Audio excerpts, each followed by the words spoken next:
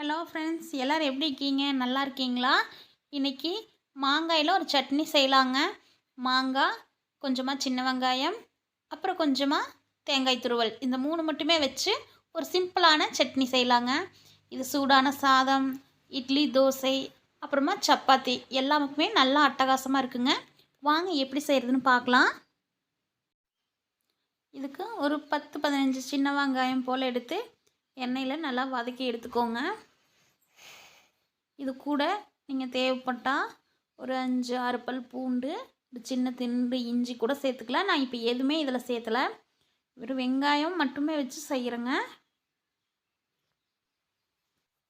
இது கூடவே ஒரு 2 இனுக்கு கருவேப்பிலை சேர்த்து அதையும் நல்லா வதக்கிக்கோங்க.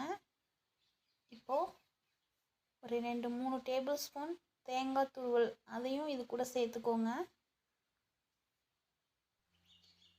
தேங்காய் சேர்த்துட்டு இதில் காரத்துக்கேற்ப மிளகாய்த்தூள் நான் சேர்த்துக்கிறேன். இது வந்து வீட்டிலேயே அரைச்ச குழம்பு மிளகாய்த்தூளுங்க. இதுலேயே மல்லி, சீரகம், மிளகாய் வத்தல் எல்லாமே இருக்குது. நான் மிளகாய் வத்தல் சேர்க்கல, அதனால் இந்த மிளகாய்த்தூள் சேர்க்கிறேன். நீங்கள் மிளகாய் வத்தல் சேர்த்துட்டிங்கன்னா இது நீங்கள் சேர்க்க வேண்டாம். இப்போ இதை ஒரு வாட்டி நல்லா கலந்து விட்டுருங்க. இப்போ அடுப்பை ஆஃப் பண்ணிவிட்டு இது சேர்த்துருக்கேன். இப்போ இது ஆற வச்சு ஒரு மிக்சரில் மாற்றிட்டு நான் உங்களுக்கு காமிக்கிறேங்க.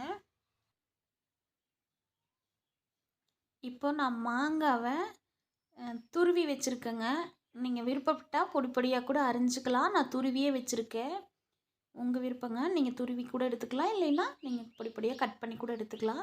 இப்போ இதையும் நான் ஆற வச்சதையும் எல்லாம் ஒன்றா சேர்த்து தேவையான அளவு உப்பு போட்டு அரைச்சிட்டு உங்கள்கிட்ட காமிக்கிறேங்க. இப்போ அரைச்சி எடுத்துட்டேங்க. இது கண்டிப்பாக எல்லார் வீட்லேயும் செஞ்சு பாருங்கள். செஞ்சு பார்த்துட்டு எப்படி இருந்துச்சுன்னு கமெண்ட் பண்ணுங்கள். தேங்க்ஸ் ஃபார் வாட்சிங்.